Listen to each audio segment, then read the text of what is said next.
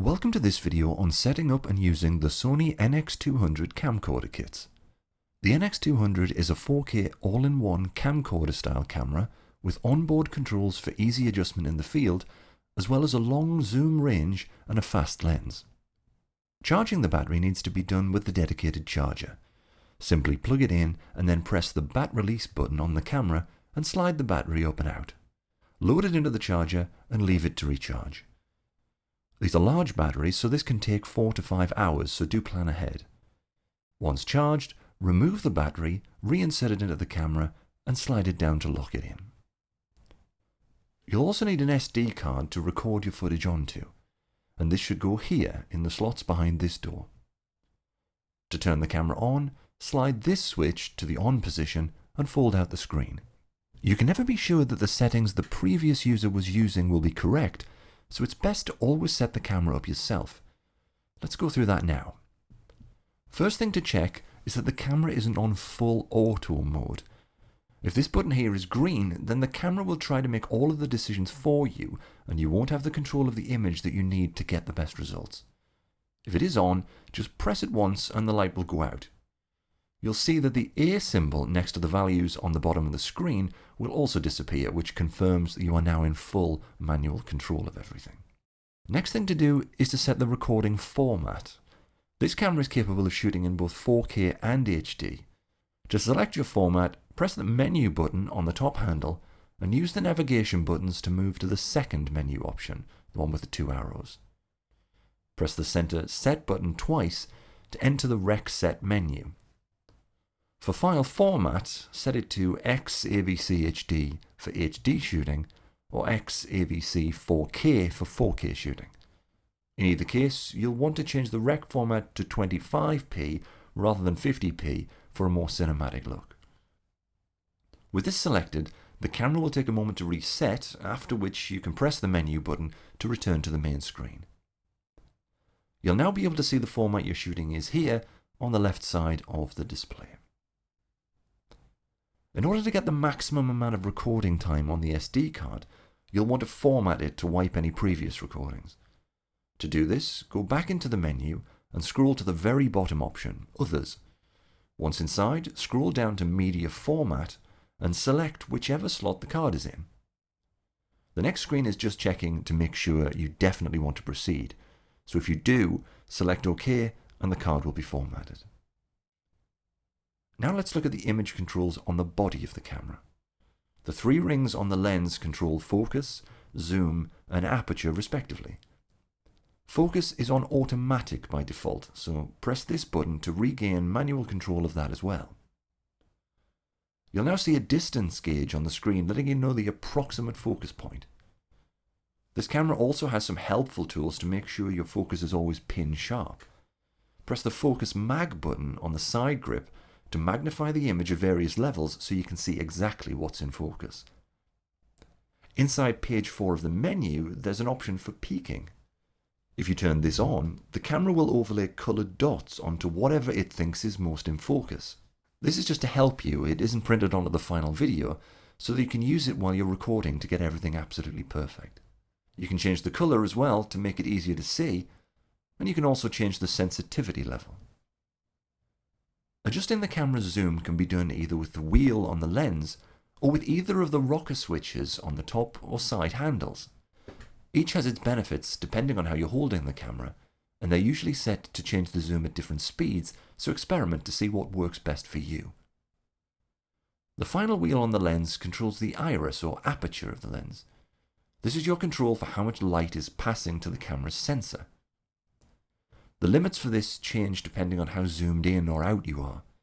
When you're fully zoomed out, the aperture will open up to f2.8 and let a lot of light in.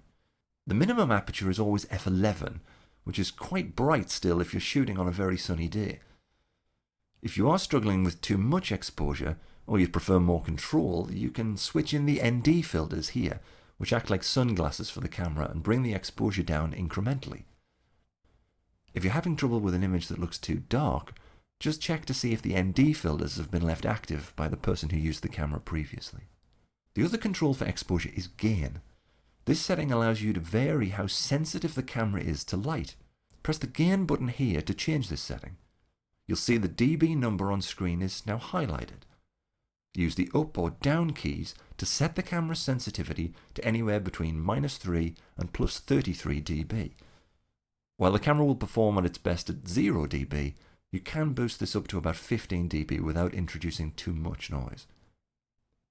It's worth checking that the final number on the bottom of the screen is set to 50 at this point. This is the shutter speed. You can control it with the shutter button. Although it does control the exposure, you shouldn't change it from 50 unless you have a specific reason to do so, as it will affect the motion blur of the image. The next thing to set is the white balance. This sets up the way the camera sees colour. First, find a piece of perfectly white paper. Now press the white balance button here. Use the arrow keys to change the symbol on the screen to the A setting, and then hold your piece of paper in front of the camera in a way that shows the light that you're recording under. Don't hold it too close. Press the WB set button here to have the camera take a reading and set its colour appropriately. If the image is too bright, you will get an error message here. Just reduce down the exposure to a more reasonable level and try again. Now let's set up the audio. Inside the kit you'll find a Rode shotgun microphone and an XLR cable. Seat the microphone in the clamp on the camera and cable it round to the input 1 XLR socket just below. Inside the clear door on the camera's side, you'll find all the audio controls. These microphones require power to be sent to them, so make sure the far left switches are all the way down in the +48 volts position. Next, plug the headphones into the socket on the back of the camera. You can set the headphone volume by going into the third menu, that's the one with the musical note, and selecting volume. I'd recommend having the volume on full to give you the best chance of hearing everything. While you're in here, it's worth checking that audio limit is off. This tries to control the audio level for you, but it can be quite destructive, so leave it off to get maximum manual control. With everything plugged in, we can now set the audio recording levels. These are done with the physical controls inside that clear door on the side of the camera. The middle switch controls which of the camera's inputs are being used. If it's in the top position, then it'll record the camera's onboard microphones, which aren't very good quality. If it's in the middle position, then this will take a signal from the XLR sockets on the side. The bottom position is only for if you're using Sony's add-on microphone in the hot shoe. We're using a microphone in the XLR socket, so set this switch to the middle position. The switch on the right changes from automatic to manual audio leveling. Make sure you've always got this set to the lower manual position for maximum control. With all that set, just adjust the dial to set the audio to the appropriate level for what you're recording.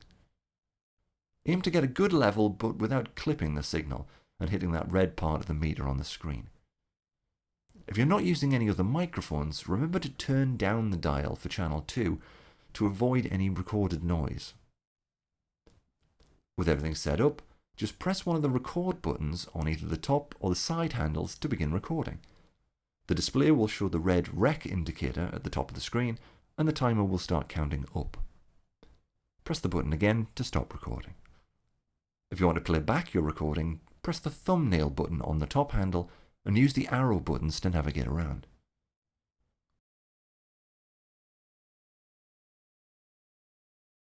When you're ready to download your recordings, just turn off the camera, remove the SD card, and place it in the computer to access your files.